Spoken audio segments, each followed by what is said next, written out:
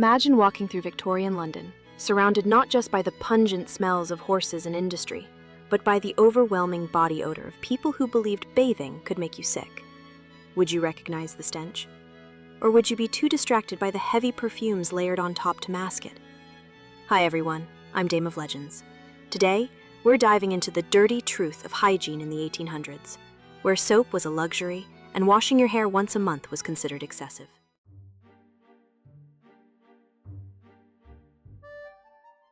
In Victorian England, smelling clean had nothing to do with actually being clean. It was all about appearances, a carefully crafted illusion of virtue. Upper-class ladies carried vinaigrettes, tiny bottles filled with vinegar or perfume to sniff when the stench of the streets became unbearable. They powdered their faces and drenched handkerchiefs in lavender water, but underneath those layers of fabric and fragrance, sweat, dirt, and weeks-old grime. The wealthy had linen chemises and detachable dress shields to absorb oils before they reached outer garments. Middle-class households might own a single cake of harsh, lye-based soap that stung the skin, but for the working poor, a scrap of rough cloth and cold water had to do.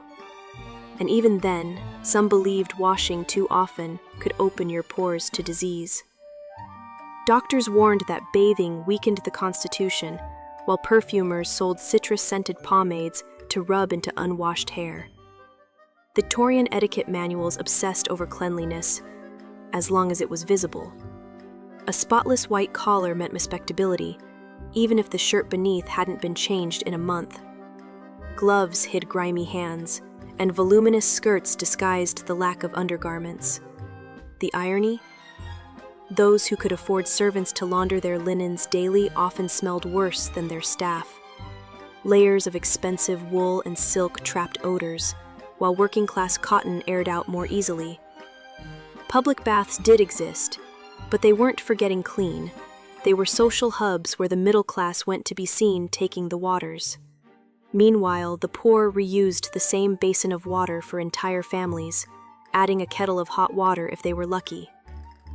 Doctors fretted about cleanliness fanatics who washed too often, while newspaper ads promised that a dab of cologne could replace a bath entirely. This performance extended everywhere. A lady might change her outer dress 3 times a day while wearing the same sweat-stained corset for weeks. The goal wasn't hygiene, it was maintaining the illusion that you were the kind of person who didn't sweat, didn't stink, and definitely didn't share a wash tub with your siblings. And when it came to actual bathing, well, that's where things got even stranger.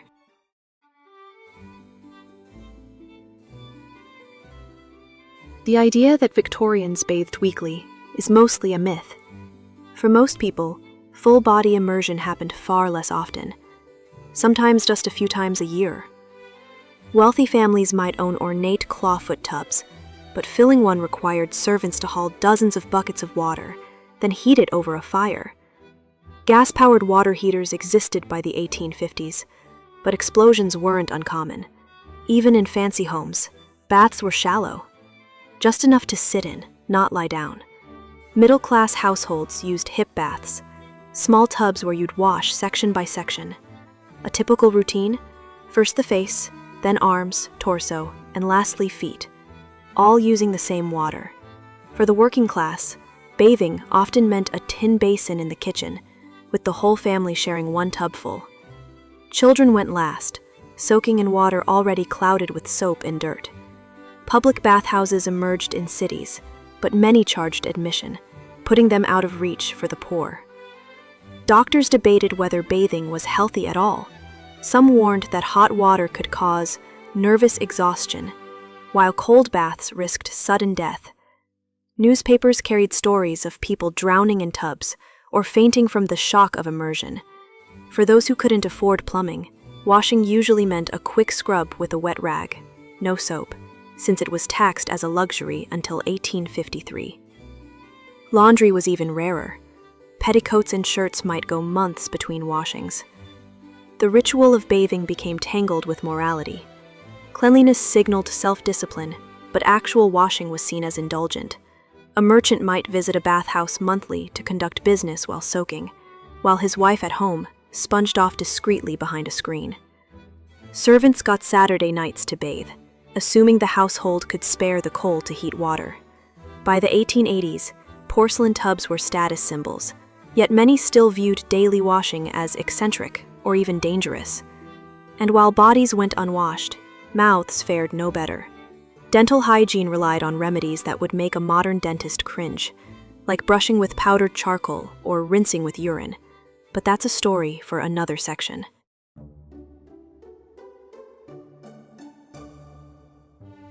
Victorian dental care would horrify modern dentists. Forget minty fresh toothpaste. Most people scrub their teeth with rags dipped in soot, crushed seashells, or powdered chalk. Some even used cuttlefish bone, which was exactly as gritty as it sounds. Wealthy households might splurge on tooth powder scented with peppermint oil, but even that contained abrasive ingredients like crushed porcelain or brick dust. The goal wasn't preventing cavities. It was whitening teeth to hide decay. Water was considered downright dangerous for teeth. Doctors claimed rinsing could loosen them, and many brushed dry, rubbing powder onto stained enamel with their fingers.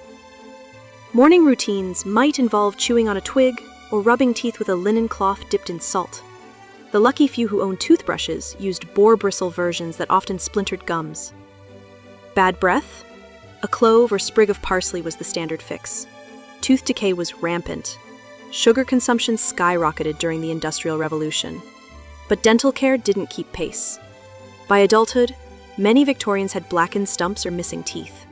The poor relied on pliers and alcohol for extractions, while the wealthy visited barber surgeons who doubled as dentists. Pain relief meant a shot of whiskey if you could afford it. False teeth existed, but they were often made from dead soldiers' teeth, or poorly fitted porcelain that rattled when the wearer spoke.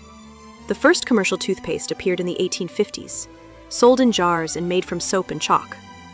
Colgate introduced collapsible tubes in the 1890s, but most people stuck to homemade mixes. Folk remedies included rubbing teeth with ashes or rinsing with urine, an old Roman trick some Victorians still swore by. Dentists advised chewing hard bread crusts to scrape teeth clean, and cosmetics like rouge hid the pallor of gum disease. Dental care was about maintaining appearances, not health. A smile might look presentable in gaslight, even if the teeth behind it were rotting. But while bad breath could be masked with cinnamon oil, other bodily functions weren't so easy to disguise. And when it came to waste disposal, Victorians faced far messier challenges.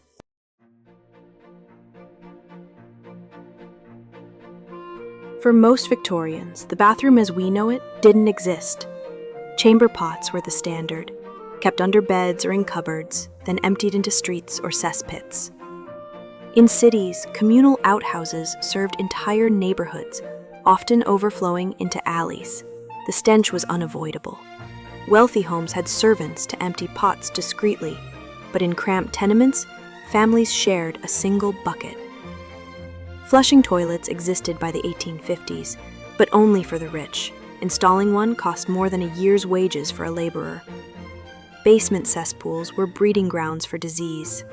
Night soil men collected waste to sell as fertilizer, but in crowded slums, overflow seeped into water supplies. London's River Thames became an open sewer, thick with human waste and rotting garbage. In 1858, the Great Stink brought the city to a standstill.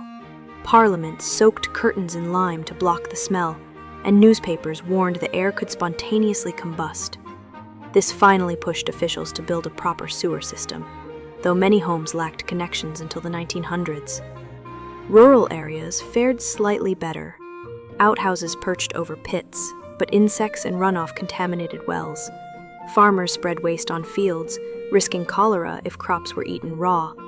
Even improved models like the earth closet, a toilet that dropped dirt over waste, required manual emptying.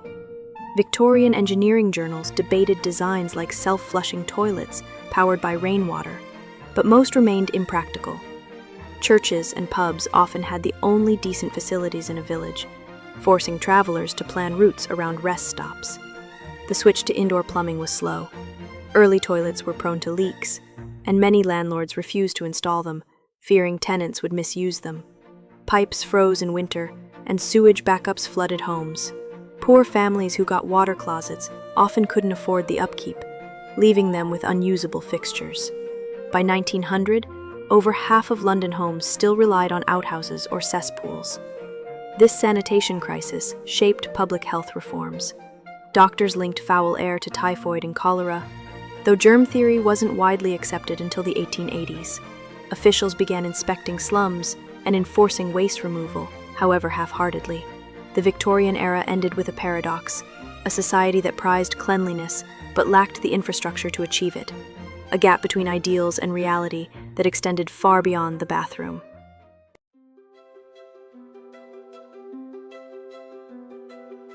The Victorian era's approach to hygiene shows a society caught between old fears and new technology. What we see isn't just dirt. It's the collision of science, class, and social performance. The wealthy masked odors with perfume while the poor lacked clean water, yet both shared similar misconceptions about health. Plumbing and toothpaste evolved not from sudden enlightenment, but through trial, error, and public health disasters. Next time you lather up with antibacterial soap or flush without a second thought, remember, modern cleanliness wasn't inevitable. It was hard-won through generations of stench, disease, and gradual progress towards something better. If you enjoyed this video and want to see more, don't forget to subscribe to my channel so you can stay up to date with all the fun history content I have planned. Thanks for watching, and until next time, farewell.